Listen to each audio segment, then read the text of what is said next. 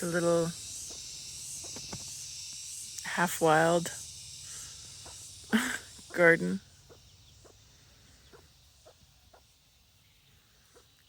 It's been so crazy to do this with just like garden shears. I don't even have a rake, it broke. A shovel, um, pinchers, whatever you want to call them, clippers. I mean, I have like no tools. It's so funny. No electric tools and no weed eating and no. I'm just like taking the hedge clippers and sort of going into the grass when it gets really long and then weeding around like what is something and giving it a little bit more space to creep out. So there's like patches of sawtooth coriander, and I don't even know what herb this is. And then there's the random holly basil and the lemongrass. And it all looks like, and then the moringa trees, and I don't even remember what this is, but they have it with soup. And the banana. Once you have a banana, you have bananas. They die back and grow back up. They're like the craziest plant. It's like a herb. It's like not even a it's not woody at all. It's like one big like succulent of some kind. So wild. Yeah. And then there's the chickens. The hens and the chicks. We don't have any roosters. I mean, one of these might be. We'll see. But they're pretty happy if you keep the grass down a bit so they have more room. And the grass being a little bit tall like this actually kind of helps to trap the insects in a way.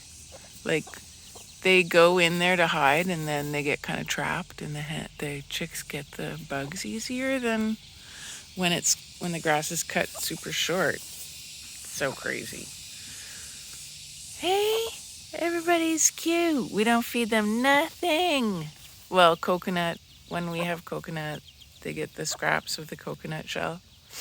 We scrape it out for them actually and just feed it to them straight up. But there's been so many bugs lately, and I mean, they're keeping up to our coconut habit, and the black soldier fly larvae, of course, which we have 4 bins of that keep our kitchen compost happening, and these guys digging for black soldier fly larvae when they want. And yeah, they're really just like pets. They're not really.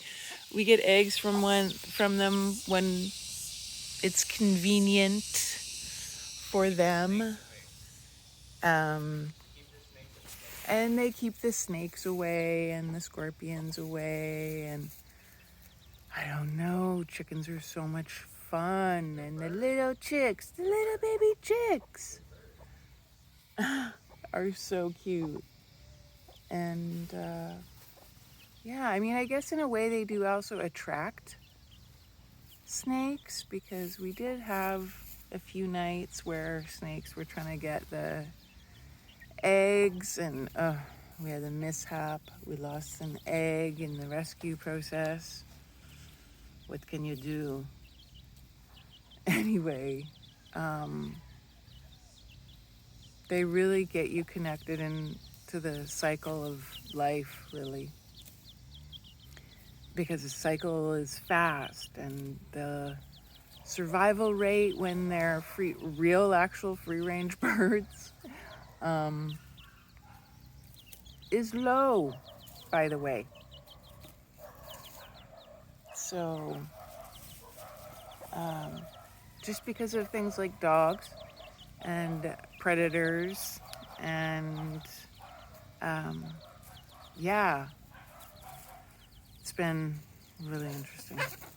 And like, we don't keep them. So one of our hens once went outside the yard because she was laying eggs and we were taking her eggs, and then she'd had enough of that. She wanted to keep her eggs. And so she just packed up and left and made her own nest elsewhere. And then a month later, she arrived back home with 10 chicks. 8? Anyway, many. Yeah, 8 chicks. So, we just let them be. And last night we were out in town for an event, and we came home, and Mimi, who was it? Nikki was with her little babies, like right at the door, like to go inside the door of the farmhouse. You have to step over her and her chicks. So she knows where to go to be safe. And then we have to put them into their coop at night. To keep them away from predators and stuff, and just they feel safer, and that's where they like to lay their eggs, is kind of up off the ground. But the babies can't get in and out when they're little, so yeah, they come to us to actually, we handle them into their coop at night when they're babies, until they can fly up there.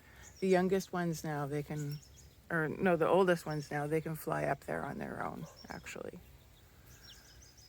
But the little ones, they need help. And yeah, they're branching. They're branching in the basil. Hey, are you branching? These little ones, these are the ones that they need help. They need help. Yeah, I know. Let's just remove that. And then it just makes more scratching space.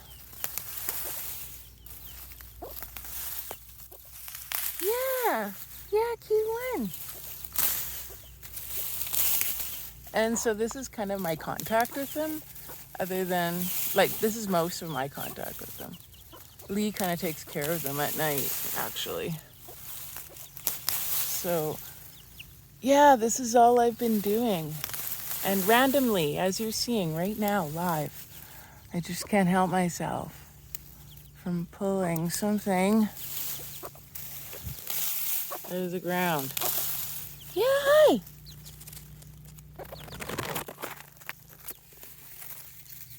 So when I weed, they really come around because you're stirring up the ground. And they don't know the weed eater. So yeah, get out of her way, right? I'm making room for you. Sometimes they peck you. They're like, be careful with my chicks.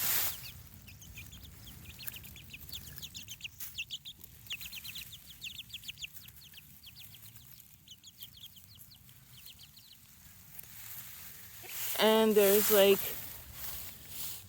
a pecking order. Right? There's a pecking order.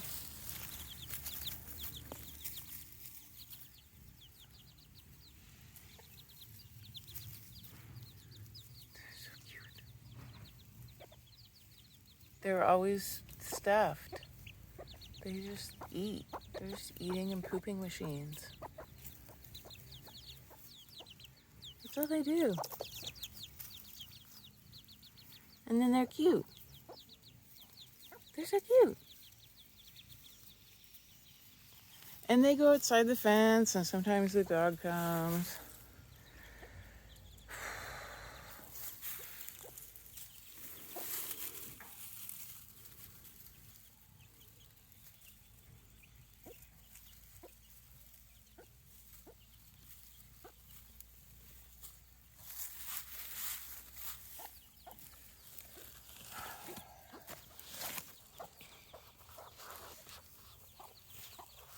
So, that's this corner of the yard.